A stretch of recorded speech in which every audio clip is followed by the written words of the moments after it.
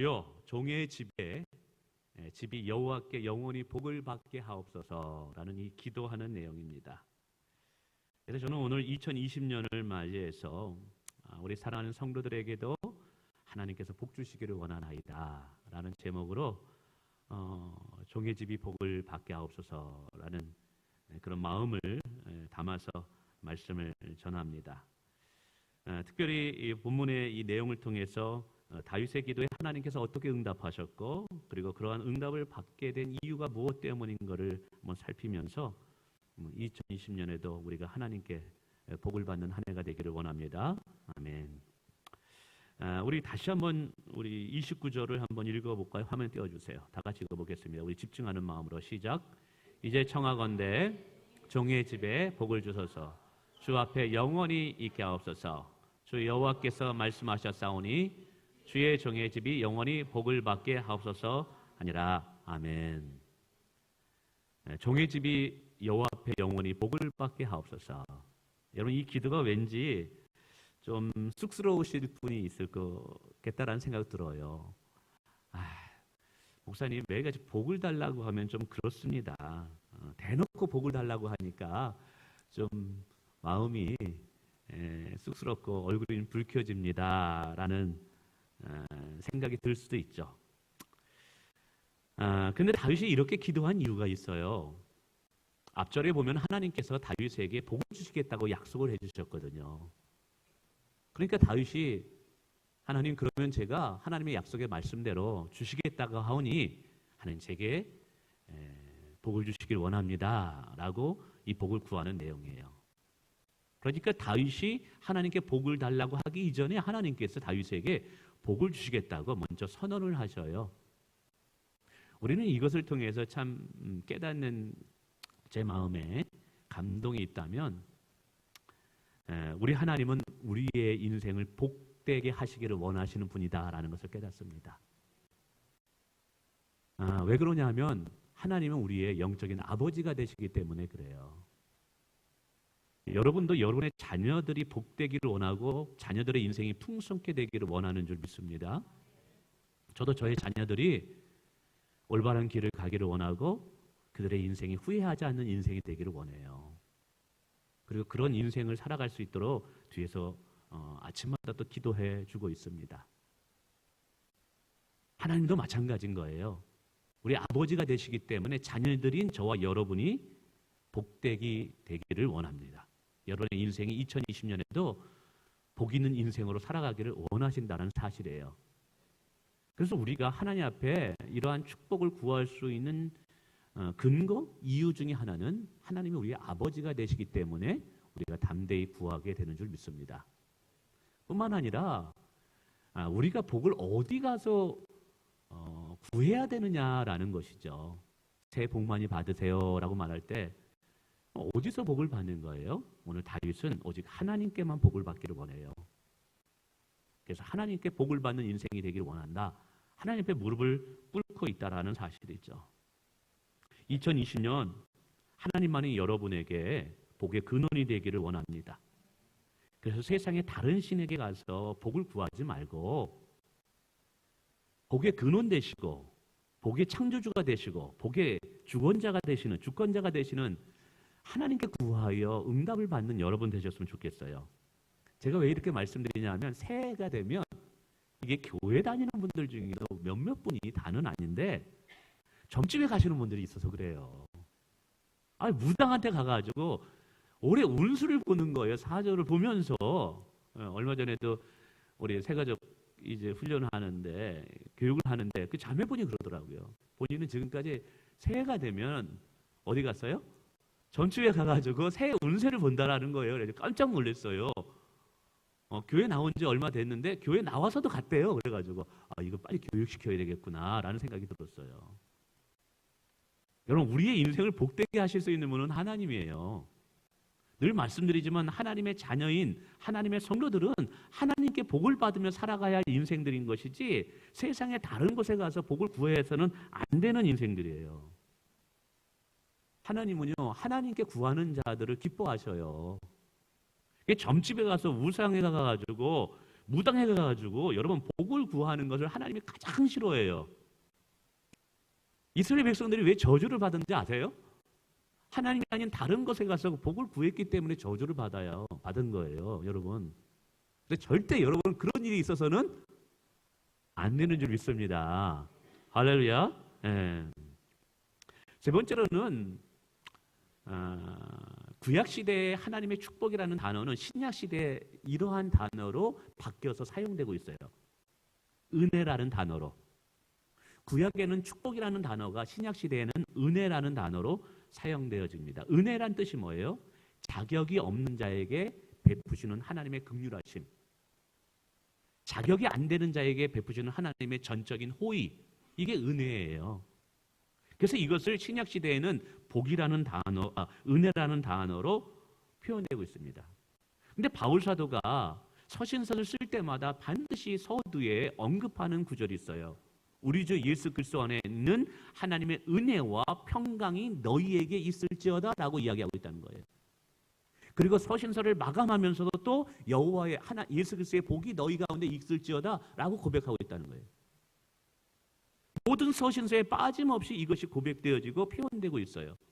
이것을 보면 하나님의 은혜, 구약시대에는 하나님의 축복, 이것은 우리에게 옵션이 아니라는 거예요. 있어도 되고 없어도 되는 게 아니라는 거예요. 반드시 하나님의 도움의 손길은 우리의 인생 가운데 필요하다라는 사실이에요. 제가 점점 나이가 들면서 인생의 경륜이 깊어지면서 이게 정말 필요합니다. 특별히 목회할 때도 마찬가지예요. 신방을 갈 때 여러 사람들의 어려운 이야기를 듣습니다. 근데 그분들을 도와주고 싶어요. 근데 요즘 제가 이제 새벽 2시, 3시 되면 어느 분이 전화를 해요, 이게. 근데 도대체 제가 다시 이걸 딱 누르면 말이 없어요, 이게. 2, 3시 되면 이게 전화가 와가지고 제가 일어납니다. 아니, 무슨 문제가 있나? 고민이 있나? 뭐 상담거리가 있나? 그래가지고 이게 요즘 이게 기도 중에 하나입니다. 근데 그럴 때 제가 그 사정을 다 들으면 너무 안타까워요. 근데 내가 도와주고 싶은데 나도 사람이란 말이에요. 내 도움에는 한계가 있어요. 그냥 내가 할 수 있는 것은 들어주는 거, 옆에 있어주는 거, 같이 그냥 눈물을 흘려주는 거 외에는 없어요. 물론 그거 가지고도 위로가 된다 그래요. 그러나 본질적인 문제가 해결되지 않아요. 인생의 본질적인 문제를 해결하시는 분은 누구예요? 하나님이에요, 하나님. 그래서 신방을 하거나 뭐 기도해 줄 때 저의 기도가 그냥 공허에 외치는 메아리로 끝나는 것이 아니라 그 기도대로 되어지게 하기 위해서는 목회에 하나님의 축복이 필요하더라고요. 이게 교회가 부흥되는 것도요, 전적인 하나님의 은혜예요. 이게 느낍니다, 제가. 말씀에서 감동을 받고 은혜도 받는 것도요, 똑같은 말씀을 전해도 어떤 분은 감동을 받고 은혜를 받는데 어떤 분들은 그냥 졸다가 가시기도 해요. 언제까지 주무실지 모르지만 하나님의 은혜가 임하면 깨어나는 줄 믿습니다. 왜냐하면 저희 아버님이 그랬거든요. 매일같이 어머님이 교회 갈 때마다 왜 이렇게 자냐고 그래요. 나중에 보니까 다 듣더라고요. 그리고 어느 사이에 믿음은 들음에서 나고 들음은 여호와의 말씀으로 말미암느니라. 그러더라고요, 이게. 특별히 이제 제 자녀들이 이제 군대 제대하고 성인이 되다 보니까 이게 요즘 어떤 며느리가 들어오느냐 어떤 사위를 얻느냐, 이것도 하나님의 도우심이 필요하더라고요. 이게 부모님들이 늘 얘기하죠. 자식들은 내 마음대로 잘 안 돼. 진짜 내 마음대로 내 뜻대로 되지 않아요, 여러분. 이게 우리 이제 새가정부 자녀 유치원 다니 그때는 귀엽죠. 지금은 귀여울 때요. 한참 즐기세요 이제. 그러나 이제 여러분 사춘기 들어가고 이제 고등학교 가고 대학교 가보세요. 부모가 원하는 대로 배우자를 데리고 오나요? 안 그래요. 부모가 안 된다 해도 그럼 나 혼자 살래요? 이렇게 얘기해요, 요즘 애들은. 그래서 어떠한 며느리가 들어오느냐, 사위로 오느냐, 이것도 한번 보니까 하나님의 축복이 필요하네요. 하나님의 도우심이 필요하네요. 할렐루야. 그러니까 이게 모든 일들이 사업하는 분들도 그렇잖아요. 우리가 사업할 때 여러분 작년에 사업을 가만히 보세요. 어떤 일이 일어났어요? 좋은 일이 일어났어요. 여러분 그 일들을 계획해 놓으셔서 그 일들이 되어진 적이 더 많습니까? 아니면 계획하지도 않았는데 좋은 일들이 일어나서 좋은 결과가 일어난 적이 많습니까? 저의 인생을 가만히 들여다보면 제가 계획해서 되어진 것보다 제가 계획하지 않았음에도 불구하고 더 좋은 일이 일어날 때가 더 많았어요. 제 인생에 많은 그 터닝 포인트가 있었습니다. 그 터닝 포인트를 가만히 보면 제가 계획했던 적이 별로 없었어요. 전적인 하나님의 축복이었고 주권이었어요. 그래서 제가 깨달은 것이 있어요. 인생을 살아보니까 세 종류의 사람이 있더라고요. 모든 사람은 인생의 계획을 가지고 있습니다. 근데 계획을 세웠는데 세운 계획보다 안 되고 못 되게 살아가는 인생이 있더라고요. 이 사업은 성공할 거야. 오픈합니다. 근데 그게 안 되더라고요, 이게. 내가 세운 계획보다 더 못한 인생으로 살아가는 분들이 또 있어요. 두 번째 인생은 계획은 세웠는데 가까스로 그 계획을 이루어가는 분들이 계시더라고요. 근데 세 번째 인생이 있어요. 내가 세운 계획보다 더 나은 인생으로 되어진 인생들이 있더라는 거예요. 내가 세운 계획보다 더 멋지게 살아가는 인생들이 있더라고요. 저는 감히 말합니다. 세 번째가 저의 인생입니다. 세 번째가 저의 인생입니다. 저는 목사가 될 것도 생각지도 못했고 이렇게 좋은 교회에서 이렇게 좋은 성도분들과 함께 하나님 나라를 이뤄갈 것 저는 상상을 못했어요. 근데 하나님께서 참 제 인생에 복을 주시니까 제가 여기까지 오고 이러한 일을 하게 되고 있네요. 저는 매 주일마다 이렇게 설교할 때마다 가끔씩 깜짝깜짝 놀랄 때가 많아요. 아, 이분들은 나보다 더 똑똑한 분들인데, 이분들은 나보다 더 많은 경험을 가지고 계신 분들인데, 이분들이 여기 왜 앉아있지? 왜 내 이야기를 들어야만 되지? 제 얘기를 듣는 게 아니라 하나님의 말씀을 듣는 것이죠. 하나님께서 저를 여기에 세워주셨기 때문에 제가 이것을 감당하는 것이지, 제가 여기에 쓰고 싶다고 해서 제가 여기 쓰게 된 것은 아니라는 것이죠. 여러분, 오늘 우리의 인생이 여호와의 축복이 반드시 필요한 줄을 믿습니다. 그래서 2020년을 살아갈 때도 여러분 다른 것이 아니라 오늘 다윗이 하나님께 간구했던 것, 종의 집이 하나님 앞에 복을 받게 하옵소서. 여러분, 이 기도가 오늘 우리의 기도가 되기를 원하고 이 축복이 오늘 우리의 축복이 되기를 원합니다. 아니, 목사님 뭐 기복신앙 아니에요. 아니에요. 우리 십자가의 길을 가야 돼요. 좁은 길을 가야 돼요. 그러나 우리가 순종할 때 예기치 않게 뜻하지 않게 하나님 우리에게 좋은 것들을 주시는 줄 믿으시길 바랍니다. 자, 그러면 다시 본문으로 돌아와서 다윗이 이렇게 기도를 했단 말이에요. 종의 집에 복을 받게 하옵소서. 제가 이 말씀 묵상하는데 그런 생각이 먼저 떠오른 거예요. 그럼 다윗이 과연 이 기도에 대해서 하나님은 어떻게 응답하셨을까? 왜 이것이 중요하냐면 하나님은 빈말하시는 분이 아니라는 것을 여러분에게 알려드리고 싶어서 그래요. 오늘 우리의 기도 중에 하나님을 가까이 하고 하나님께 복을 구하는 것이 얼마나 우리의 인생에 복되는가를 다윗의 인생을 통해서 잠시 살펴보자라는 거예요. 여러분, 하나님께서 다윗의 인생을 축복하셨을 때 그의 인생에 놀라운 일이 일어났을까요? 안 일어났을까요? 만약에 일어나지 않았다면 오늘도 우리가 하나님께 복을 구할 필요가 없죠. 기대할 필요가 없죠. 근데 다윗의 인생에 이 기도를 통해서 하나님께서 그의 인생을 복되게 만들어셨다면 오늘 우리도 기도할 의미가 있는 거예요. 하나님 앞에 나와 예배할 가치가 있는 거예요. 할렐루야. 그래서 다윗의 인생을 이 기도를 할 사무엘하 7장 마지막 부분에 기도를 하거든요. 이 기도한 이후에 세 토막으로 나눠봤어요. 이 기도를 하고 직후에 그럼 이 기도대로 하나님께서 다윗을 어떻게 정말 이끌어 가셨을까? 두 번째는 다윗의 마지막의 생애에서 그는 어떤 고백을 할까? 세 번째는 종의 집이 여호와께 복을 받게 하소서라고 하는데 과연 그 종의 집이 어떻게 복을 받았는가 한번 살펴보자라는 것이죠. 그래야지만 오늘 우리가 하나님께 나와서 예배드리는 의미가 있잖아요. 하나님께 복을 기대할 믿음의 의미가 있잖아요. 그래서 8장을 제가 이제 이렇게 찾아봤어요. 왜냐하면 7장이 축복이 있고 난 이후에 그 다음에 어떤 구절이 많이 나오는가. 8장을 읽어보는데 반복적으로 나오는 내용이 하나 발견되더라고요. 우리 8장 6절과 14절에 나온 거지만 한 구절만 한번 읽어보겠습니다. 화면 띄워주세요. 자, 한번 읽어볼까요? 우리 집중하는 마음에서 시작. 다윗이 어디로 가든지 여호와께서 무엇하게 하셨더라? 다윗이 어디를 가든지 여호와께서 이기게 하셨더라. 사무엘하 7장의 이 기도문은 다윗이 아직 이스라엘을 만들기 직전에 하나님께 올려드린 기도예요. 그러니까 다윗은 유다의 왕이 되어서 지금 북왕국과 주변의 나라를 통합하고 통일시키기 위한 수많은 전투가 남아 있습니다. 그래서 8장에 들어가면 수많은 전투의 이야기들이 지속적으로 우리에게 소개되고 있습니다. 그 수많은 전투에서 반복적으로 나오는 단어가 뭔지 아십니까? 여호와께서 다윗이 어디로 가든지 이기게 하셨다라는 단어가 반복적으로 나온다는 사실이에요.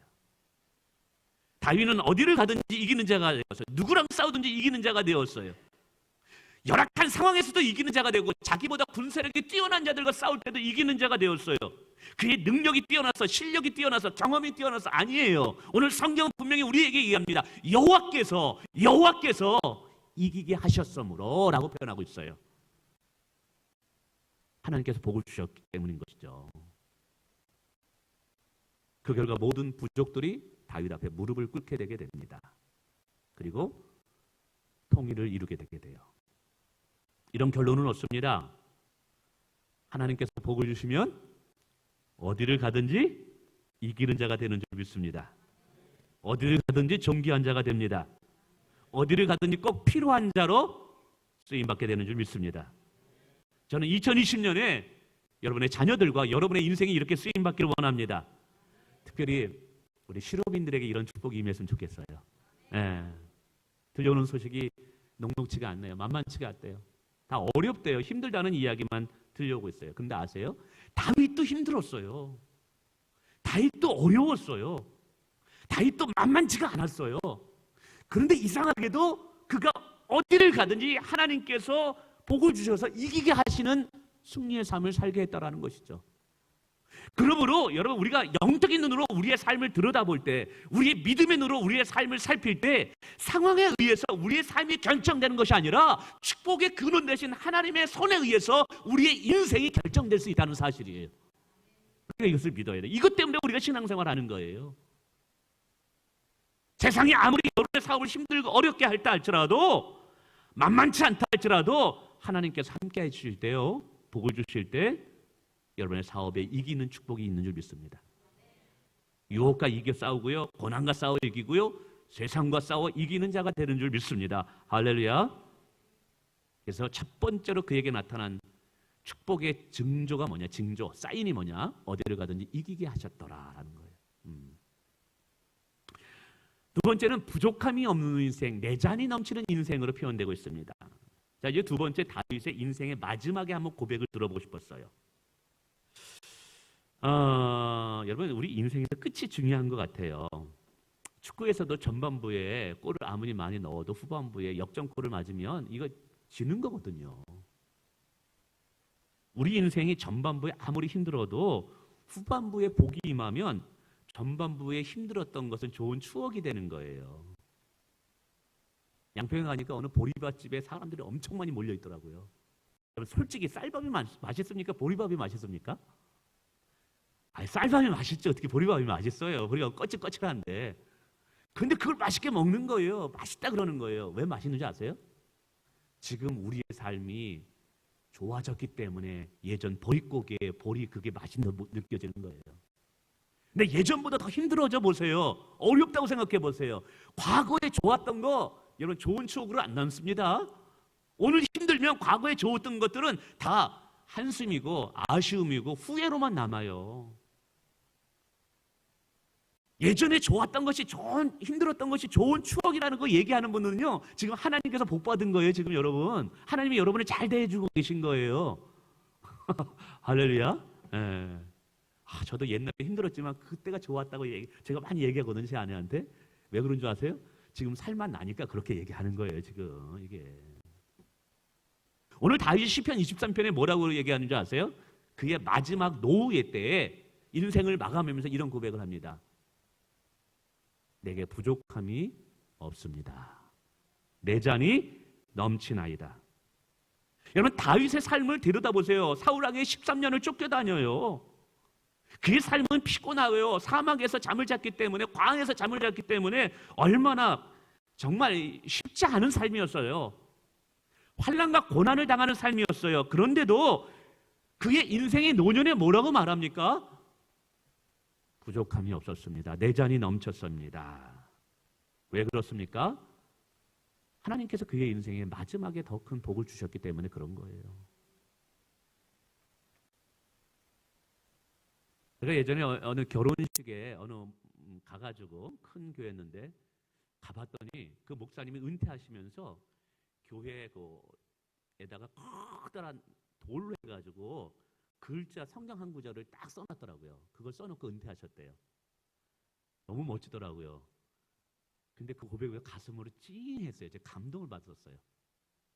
목회를 30년을 넘게 하면서 그의 인생의 마지막 고백을 하나님을 위한 기념비를 세운 거예요. 그리고 모든 후손들과 성도들에게 그 고백을 한 거죠. 커다랗게 돌에다가 썼어요. 뭐라고 써있게요? 내 잔이 넘쳤나이다. 얼마나 멋집니까? 많은 사람들이 죽음 앞에서 내 인생 이렇게 사는 게 너무 후회돼. 아, 내가 그렇게 살지 않았을걸. 이거는 그렇게 고백하는 인생이 아니라 내 잔이 넘쳤나이다. 얼마나 멋집니까? 할렐루야. 하나님께서 복을 주시면 이런 인생이 될 수 있다고 얘기하고 있어요. 제가 종종 이광훈 목사님 이야기하는데 얼마 전에도 이제 저희가 돕는 캄보디아 영광우동 영광학교 우리 이사진들이 모였어서 같이 식사를 했습니다. 이광훈 목사님이 우리 원로 목사님이 이제 캄보디아 학교의 이사장이시고 거기를 돕는 교회 담임 목사들이 이사가 돼서 식사를 했습니다. 목사님이 수고했다고 한번 맛있는 식사를 대접했다고 좋은 뷔페에 가서 저희들이 식사를 했거든요. 근데 식사를 대접하면서 늘 목사님이 먼저 카드를 긁으셔요. 그러면서 뭐 목사님 모임이 많으셔요. 무슨 모임, 뭐 부흥회 모임도 있고, 뭐 은퇴하신 목사님들 모임도 있고요. 그리고 스포츠 선교회 여기 모임도 있죠. 오시면 여기 제가 알기로는 여기 김치찌개 뭐 어디 가든지 식당에 가면 그 계산을 누가 하시는지 아세요? 이광 목사님 쭉 다 하셔요. 이게 감사하다라는 거예요. 너무 감사하다는 거예요. 다른 사람들은 은퇴하면 사례비가 줄어들고 이게 좀 팍팍하니까 누구랑 만나서 식사하기도 힘들어가지고 전화도 못 하겠대요. 은퇴한 목사님들은. 또 식사하고 나서도 누가 계산할까 서로 눈치만 보다가 신발끈 좀 오래 묶고 있고 막 이랬다 이 말이에요 이제. 근데 목사님은 어디를 가든지 먼저 계산하죠.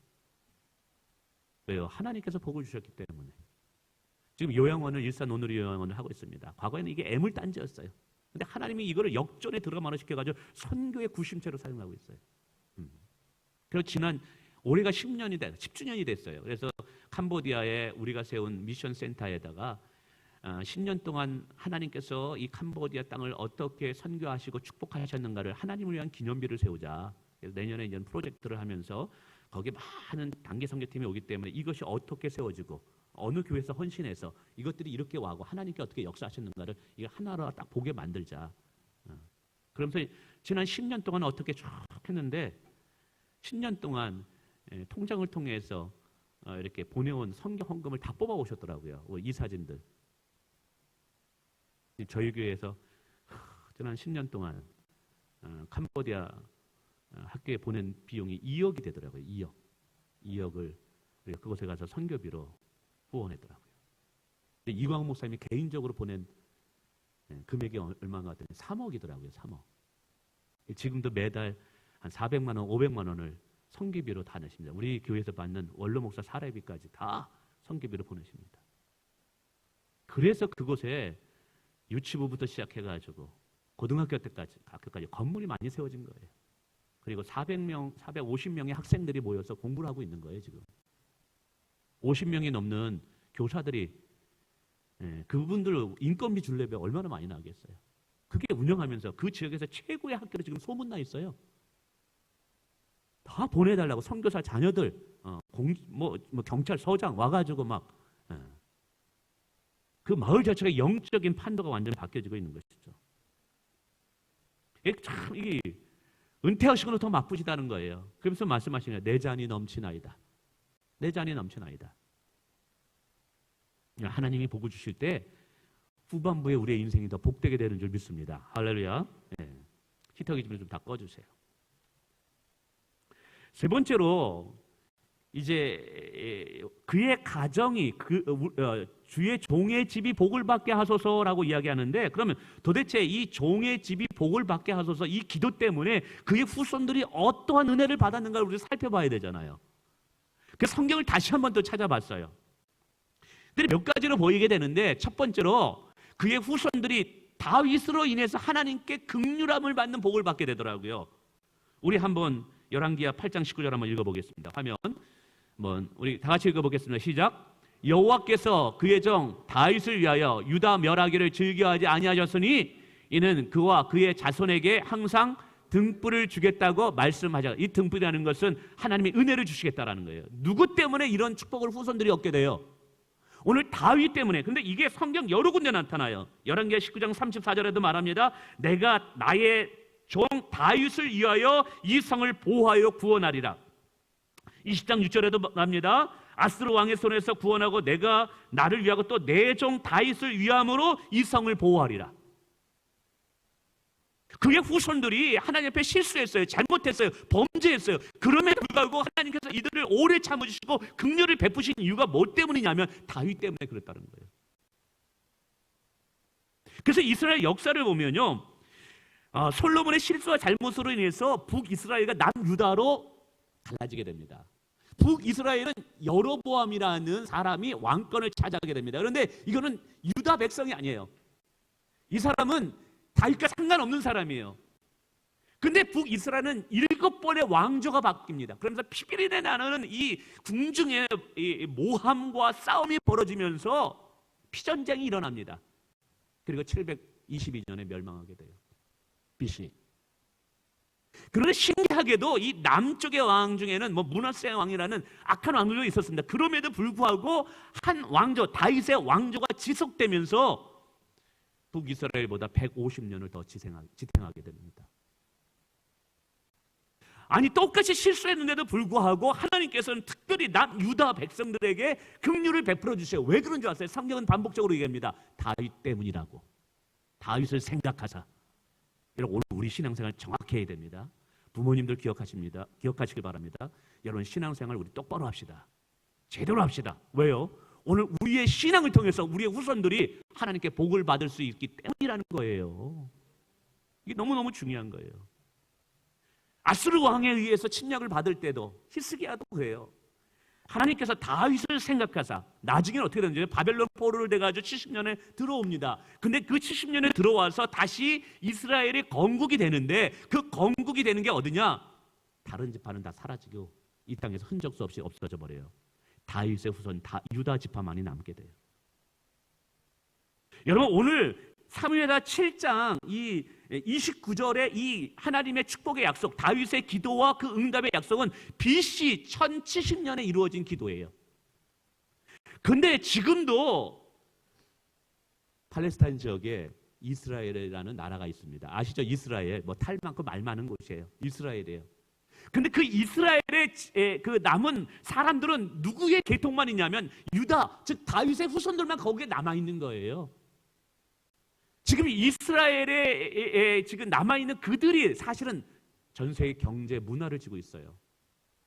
미국의 문화, 노벨상을 가장 많이 받은 민족, 그리고 최고의 경영자들, 최고의 지금 부자들 나오는 대부분의 사람 다 유대인들이에요. 다 유대인들이에요, 지금. 보세요. 오늘 사무엘하 7장 말씀이 지금으로부터 3000년 전에 약속하신 말씀이에요. 3000년 전에. 몇 년 전이요?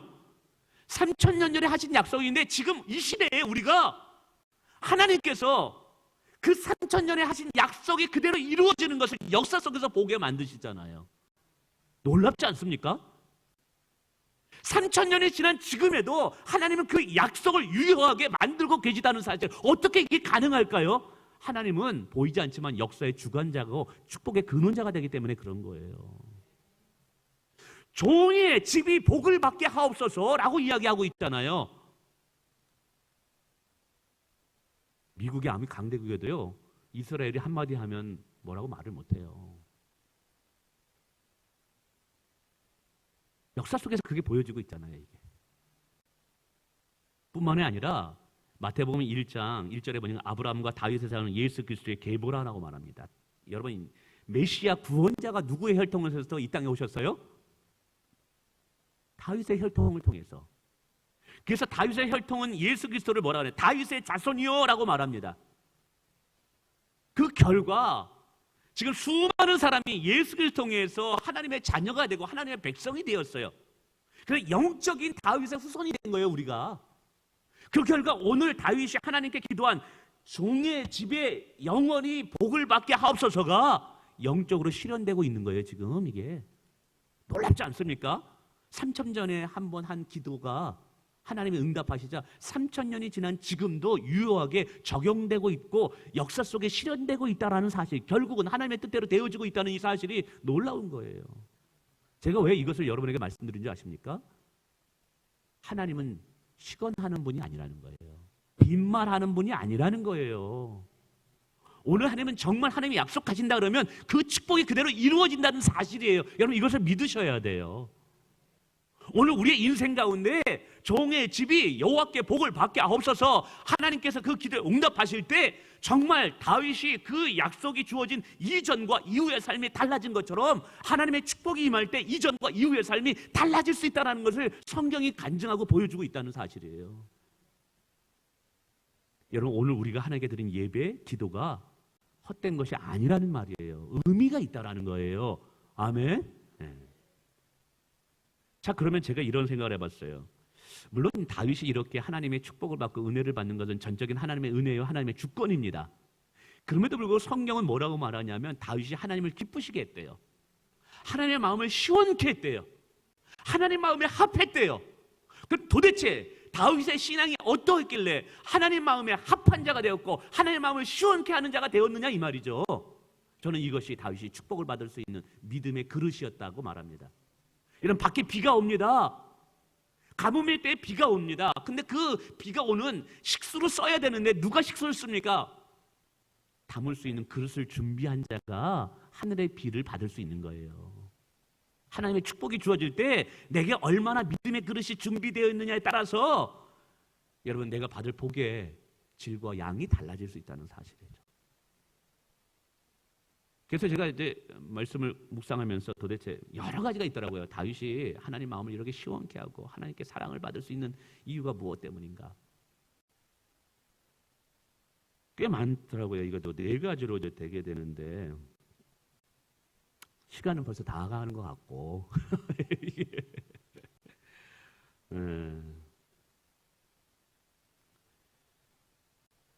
간단히 말씀드리고 마치겠습니다. 하나님께 드리기를 기뻐하는 인생이었다라는 거예요. 하나님께 드리기를 기뻐하는 인생. 두 번째는 하나님을 사랑하는 인생이었어요. 세 번째는 하나님을 신뢰하는 인생이었어요. 네 번째는 하나님을 가까이 하고 귀하게 여기는 인생이었어요. 철저히 하나님 중심적인 삶을 살아요.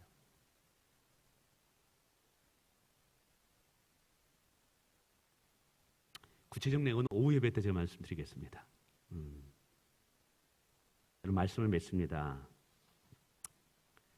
여러분, 2020년에 우리에게 하나님의 은혜와 축복이 필요한 줄 믿습니다. 다른 곳에서 복을 구하지 마세요. 다른 곳에 가서 무릎 꿇지 마세요. 우리 하나님께만 무릎을 꿇읍시다. 그러면 하나님은 우리의 인생을 부끄럽게 하지 않게 만드셔요. 2020년 여러분의 집이 여호와께 복을 받는 한 해가 되길 주님의 이름으로 축원을 드리겠습니다.